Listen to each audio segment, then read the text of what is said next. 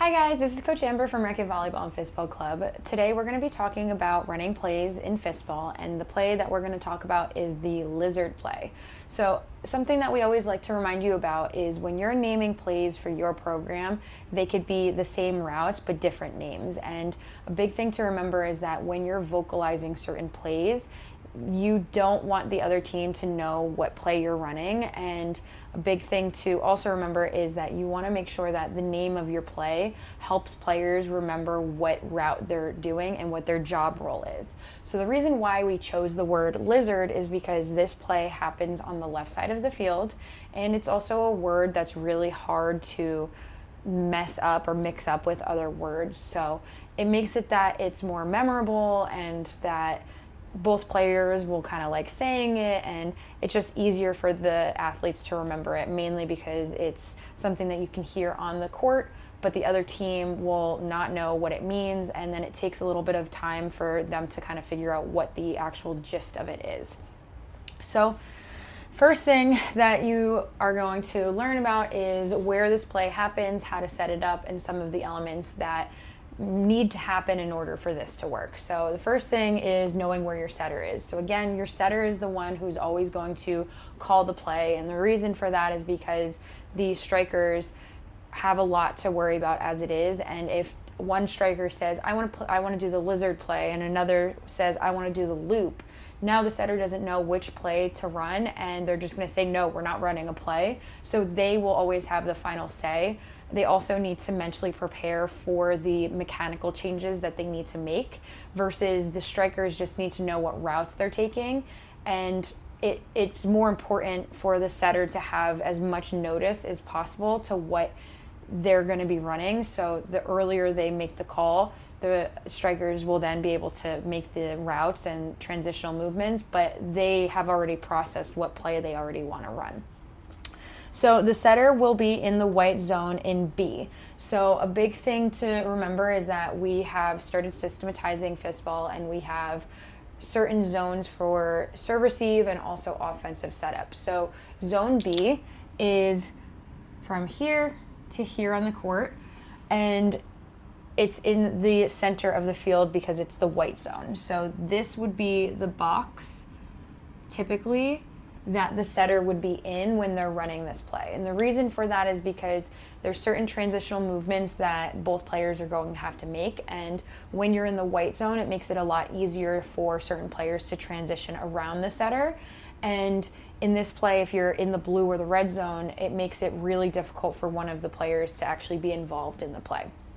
So the next person that you are worrying about is your right side. So your right side is transitioning to the left of the setter in the white zone. So if it is a left-handed right side, then you would actually want to keep them on the right of the setter. But let's imagine that the player is a right-handed player. So the right side would start in their defense or serve receive, and then they would transition around the setter, and they would be the ones getting ready to hit any of the straight balls here or any balls that are moving over this way. The left side striker is going to stay in the blue zone for a quick turn play. So that means that the left side would come somewhere around here, and they would stay transitioned, and they would basically get ready for any balls that are sent over the right side, so then they can attack the ball and they can turn and strike it. So if it's a right-handed left side, they would attack this ball, and then they would do a quick turn to make it a lot faster of a play. Now, because we're in the B zone, that means that we're a little too far away for us to utilize a direct set, which is completely fine. So this play is a really good one because you actually want to utilize a sideways bounce for the left side striker. So what that means basically is, typically when you're learning how to set, the coaches will tell you you want to face towards the net and you want to make sure that your set is as straight as possible.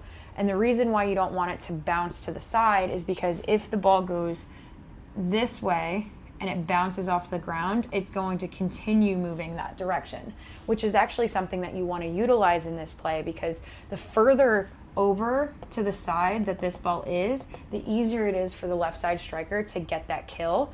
and you want to have it that they have an easy time getting behind the ball, letting it pass to their left shoulder so then they can turn and hit right onto that sideline. So you want to utilize that bounce to give them the ability to actually turn when they are actually striking it. The other thing that's really important is that the right side is now making it that you can utilize more area of the field when you're setting. So you don't have to just rely on setting straight anymore, because now that striker, that right side striker who's right-handed, can recover any balls that are in this area. So now instead of it just being a right side striker coming in and striking from this area, or the left side striker coming in and striking from here, now if the ball goes here or here or here, there are so many different opportunities that the right side can utilize.